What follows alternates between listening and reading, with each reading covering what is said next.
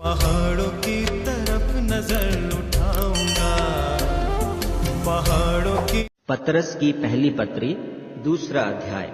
इसलिए सब प्रकार का बैर भाव और छल और कपट और डाह और बदनामी को दूर करके नए जन्मे हुए बच्चों की नाई निर्मल आत्मिक दूध की लालसा करो, ताकि उसके द्वारा उद्धार पाने के लिए बढ़ते जाओ। यदि तुमने प्रभु की कृपा का स्वाद चख लिया है, उसके पास आकर, जिसे मनुष्यों ने तो निकम्मा ठहराया, परंतु परमेश्वर के निकट चुना हुआ और बहुमूल्य जीवता पत्थर है, तुम भी आप जीवते पत्थरों की नाई आत्मिक घर बनते जाते हो, जिससे याजकों का पवित्र समाज बनकर ऐसे आत्मिक बलिदान चढ़ाओ जो यीशु मसीह के द्वारा परमेश्वर को ग्राह्य है।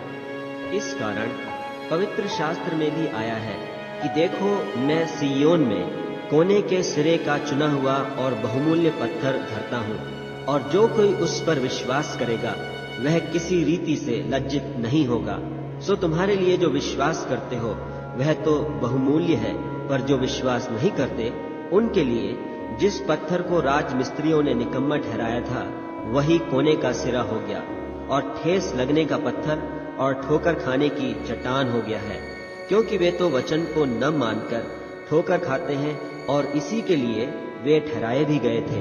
पर तुम एक चुना हुआ वंश और राज पदधारी, याजकों का समाज और पवित्र लोग और परमेश्वर की निज प्रजा हो, इसलिए कि जिसने तुम्हें अंधकार में से अपनी अद्भुत ज्योति में बुलाया है, उसके गुण प्रकट करो। तुम पहले तो कुछ भी नहीं थे, पर अब परमेश्वर की प्रजा हो। तुम पर दया नहीं हुई थी, पर अब तुम पर दया हुई है। हे प्रियो, मैं तुमसे विनती करता हूँ कि तुम अपने आप को परदेशी और यात्री जानकर उन सांसारिक अभिलाषाओं से जो आत्मा से युद्ध करती है बचे रहो।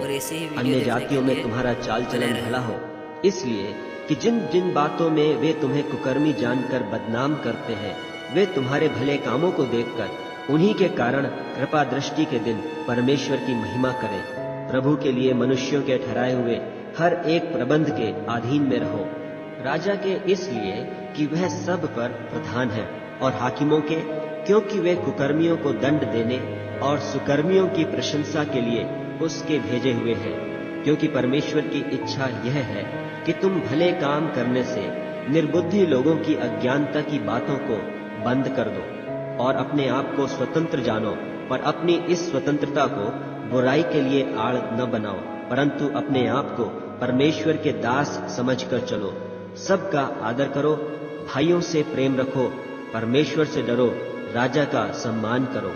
हे सेवकों, हर प्रकार के भय के साथ अपने स्वामियों के अधीन रहो, न केवल भलों और नम्रों के, पर कुटिलों के भी। क्योंकि यदि कोई परमेश्वर का विचार करके अन्याय से दुख उठाता हुआ क्लेश सहता है, तो यह सुहावना है।